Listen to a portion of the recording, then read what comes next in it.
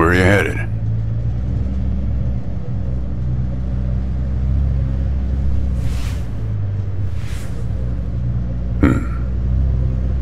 Not the talkative type, eh? That's okay. Most people I pick up are just waiting for their turn to talk.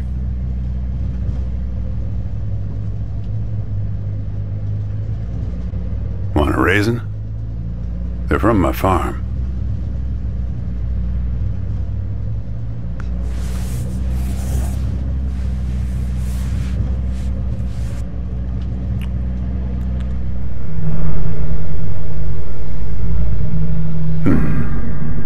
You don't look so good. Guess those things don't agree with you yet.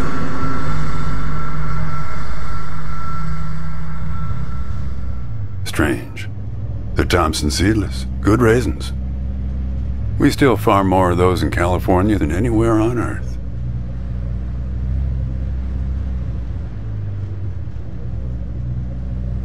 You want to know the clearest evidence that reality isn't real?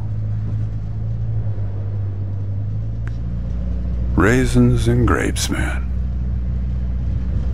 They're the same thing, but they taste disgusting when eaten together. Obvious bug in the program there, right?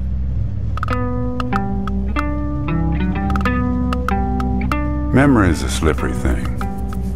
Think about when somebody asks you about this ride later, assuming you even know where you're going, and get someplace where somebody can ask you, "Hey, how'd you get here anyway?" They'll ask you, "Oh, I hitched." And your brain will flash back for a second when you say this.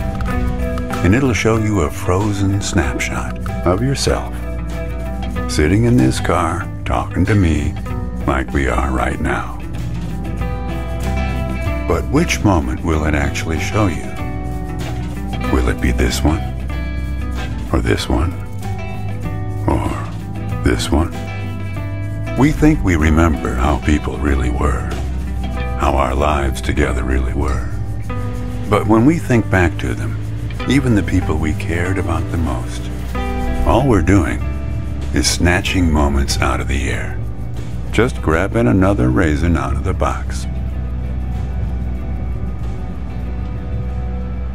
I've spent a lot of time around raisins. They're like those dogs you see with wrinkles of skin falling over their eyes. Not the most handsome dogs, basically helpless but lovable. My wife, she preferred grapes, the way most people do. She's dead now, but you probably guessed that. Thanks. But you don't look like you're doing so well yourself.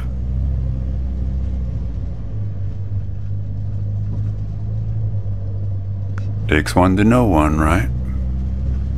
I can always spot someone who's grieving along this highway. They usually stand on the road with a dazed look on their face and their thumb up in the air. No, I don't know you, kid. I just know the type.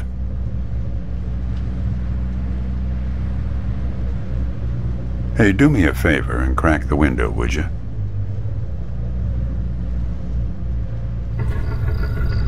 What you got there?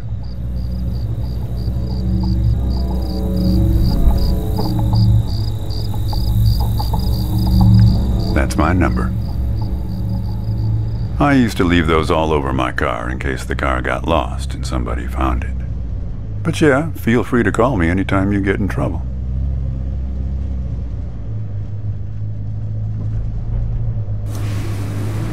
That's better. Now, where were we?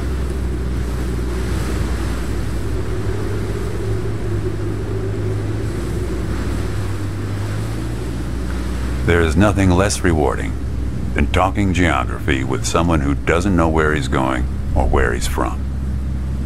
If you want to know, the trunk of this car is full of 4 bushels of raisins that I'm driving to my brother's place in Intercourse. Is that enough info for you, Copernicus? Yep, Intercourse, Pennsylvania. The real joke is that my other brother lives in Lampshade, Texas. I once picked up this guy who'd been to the Czech Republic. They've got some really weirdly named places over there, he was telling me. One place that means young celebrator of pain. The thing is, some of these places are 700 years old. I guess they didn't really know how to name places back then.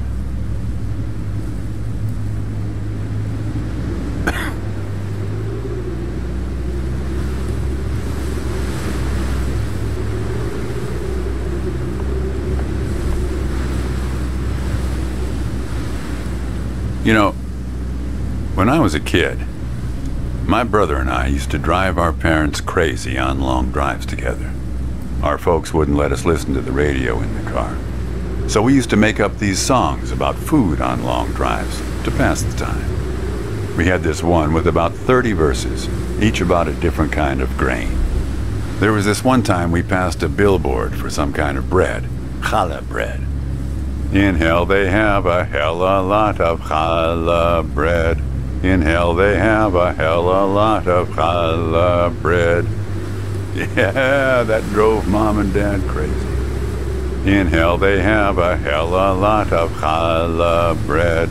In hell they have a hell a lot of challah bread. Come on, join in. In hell they have a hell a lot of challah bread. In hell they have a hell a lot of challah bread. In hell they have a hell a lot of challah bread. In hell they have a hell a lot of challah bread. In hell they have a hell a lot of challah bread. In hell they have a hell a lot of challah bread. In hell they have a hell a lot of challah. Actually, I'm beginning to understand my parents' perspective. Getting older's funny. It's like reading a book where less and less happens, but the writing gets better and better.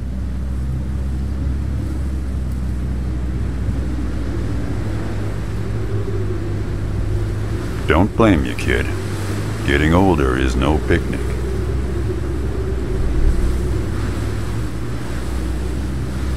Yeah, well, that all sort of depends on which raisin you take out of the box, right? Which angle you take on it. My wife's been dead for 8 years now. People used to ask us how we managed, being married or not, working off the side of the road together, sharing a little trailer. The truth is, nobody knows how good it's supposed to be. You're kind of guessing on all that. Yeah, we used to have a strict division of labor back when we worked together. She would raise the grape from the time it appeared on the vine. I'd step in as soon as it was time to start drying them. Our customers used to have fun with that. I'm the dry one, they'd say. Grapes attract a certain kind of person. A person who likes to make jokes. Wine enthusiasts, tourists, people who like to talk. If I'm totally honest with you, I don't really remember what she looked like. Remember everything about her, just not her face. Some people have faces that are easy to remember. Doesn't seem fair. You think you're present in the moment, Copernicus? You've been talking to me for 10 minutes. What color are my eyes? Nope. Like I said when I picked you up, some people are just waiting until it's their turn to talk. Anyway, pop open the glove box and I'll show you a photo of my wife.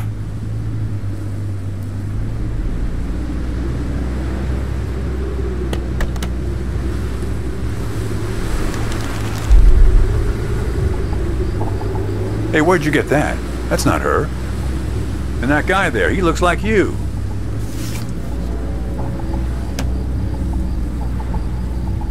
I don't know. I was going to ask you the same question, Copernicus. Well, I guess it belongs to you. You better hold on to it.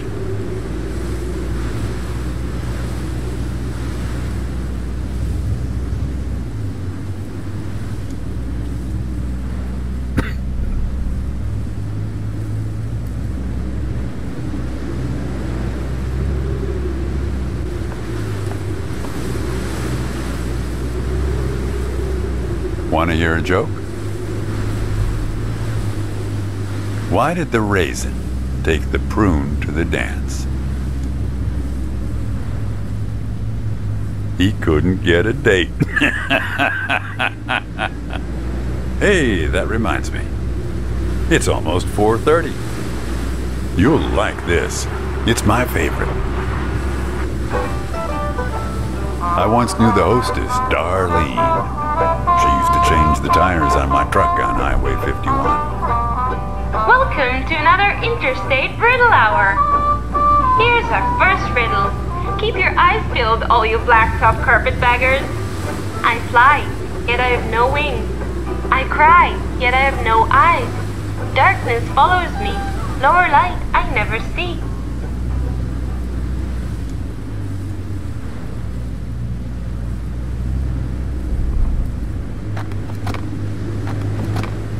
Here's a hint.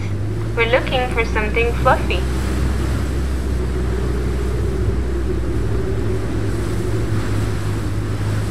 Very good. Here's our next one. A gatekeeper forever bound. He opens and shuts with a similar sound.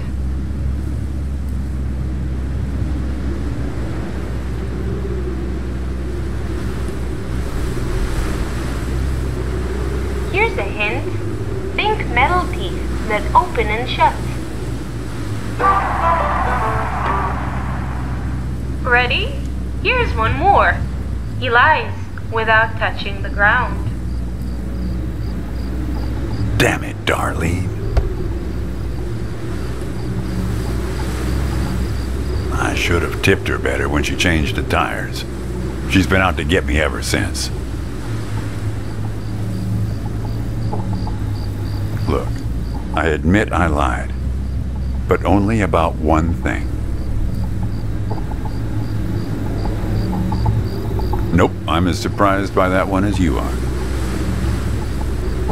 Nope, she's dead, all right.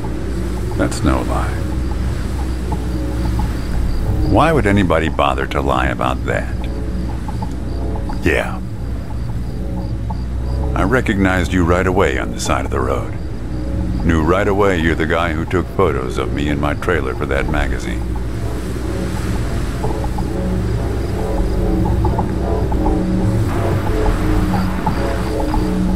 Riddle Hour is now ended. I've helped you all I can this time. So long, Copernicus. You showed up at my trailer park, taking photos.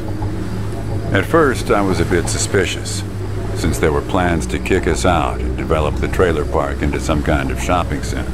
But then it became clear that you'd been sent here by a magazine to do one of those stories about vanishing farmers that always pulls heartstrings with the rest of the country.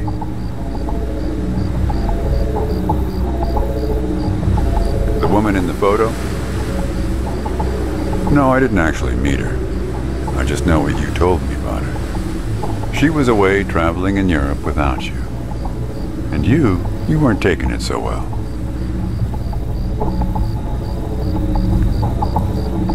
I know a lot about you. I know about the phone number in the matchbook, for example. I know you didn't show it to me.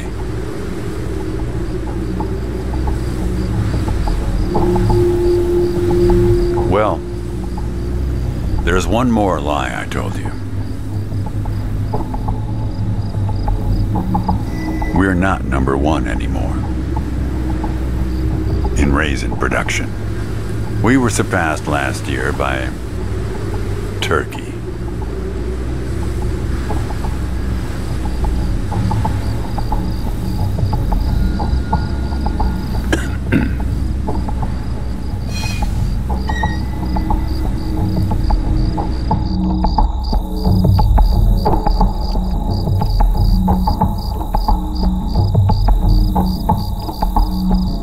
Now you see what I mean? I'm one of the good guys here.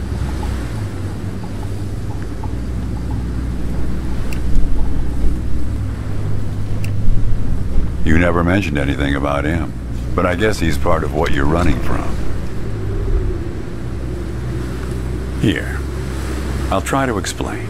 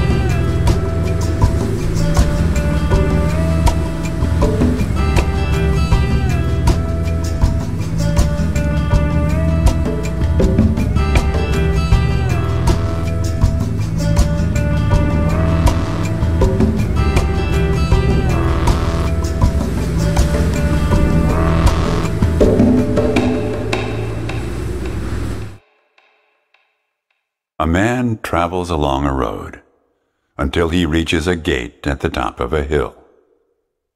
The road has been long and straight so far, and the going has been easy. But now the man can't go any further, so he takes a seat by the road to rest. The man waits, and after a length of time that seems neither short nor long, the gate opens, and a guard appears. The man asks the guard for entry, but the guard says he cannot let him enter at the moment. The man thinks for a second and asks if he will be allowed through later. It is possible, says the guard, but not now. The gate now stands slightly open, and the man tries to look through it longingly. His journey has been easy so far, and he misses the feeling of the open road. The guard notices and laughs. Even if you could gain entry, there are many gatekeepers after me. Some are much stronger than me, and I'm afraid to look upon them. So there the man waits, for days, months, years, waiting to enter.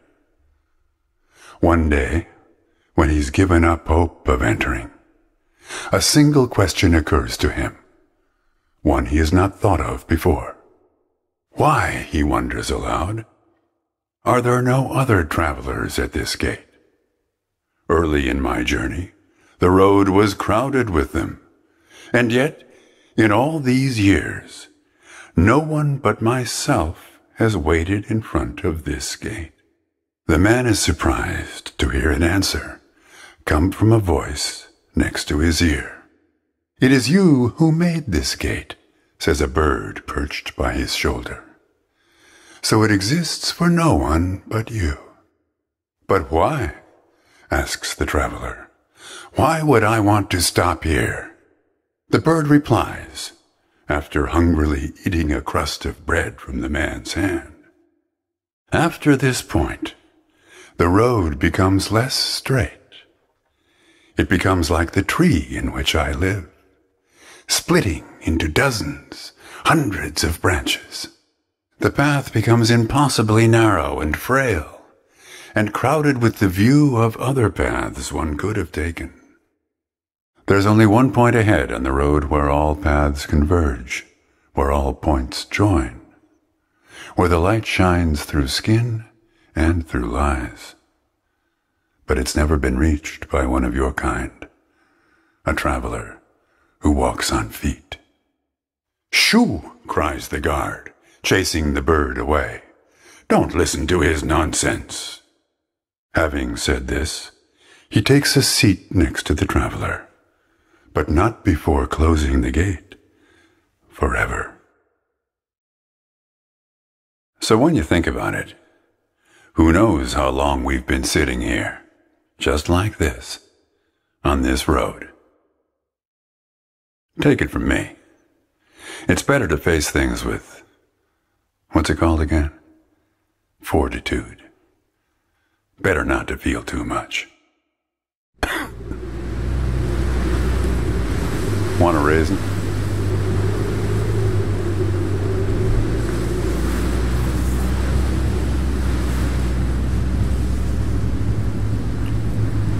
See, you're getting used to them. Life is like a box of raisins. That's some Forrest Gump type wisdom for you right there. Here, I'll leave the box open for you. Help yourself.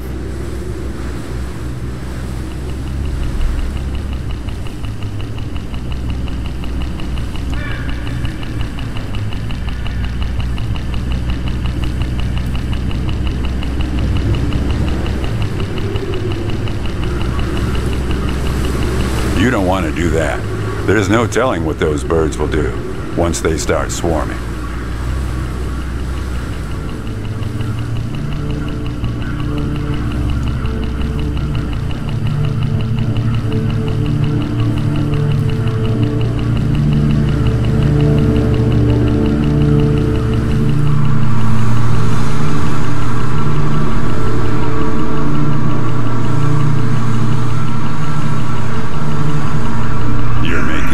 mistake, kid. You don't know where they're taking you. Look, I'll help you. I'll help you figure out what happened when she came back from Europe.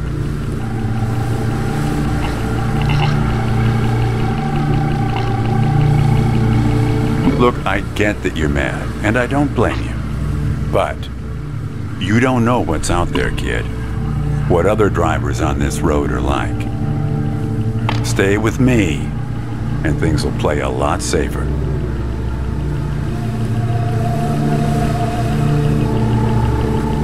All right, look, I wasn't planning on going this way. But since I see how you feel, I'll take you to the local mystery spot. I think the local mystery spot is exactly what the doctor ordered. There's a special camera there, located in a shed set back a ways from the boardwalk. It takes a picture of whatever's inside you. I can't think of a better way to help someone who can't remember anything important. It's only a few minutes away. In fact, we might be close enough already.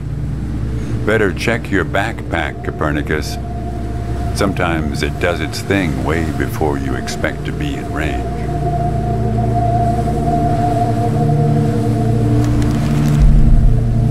That's not a good look for either of you. I guess you'll be needing to get to the bottom of that. Just remember, there are many more gates ahead and many more guards. I'm pretty much the friendly drunken uncle of the bunch. Well, good luck to you, kid. Oh, one more thing. What did the grape say when he got run over by a car? Nothing. He just gave a little whine. Good luck with your search.